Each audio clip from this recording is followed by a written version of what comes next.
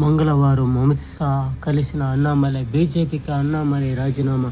నితిన్ నబీన్కు 5 పేజీల రాజీనామా లేఖ. రంగంలోకి అమిత్ షా ఆపే ప్రయత్నం.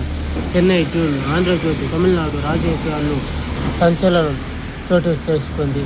బీజేపీ రాష్ట్ర మాజీ అధ్యక్షుడు, మాజీ ఐపీఎస్ అధికారి అన్నామలై ఆ పార్టీకి రాజీనామా చేశారు. ఈ విధంగా ఎన్నో ఒడిదుడుకులు వస్తాయి, అన్నీ వచ్చుకొని పోవాలా. అప్పుడే ఒక రాజకీయంగా నిలుస్తుంది. ఆ దేవుడు ఏ విధంగా తీర్పిస్తాడో చూస్తాము.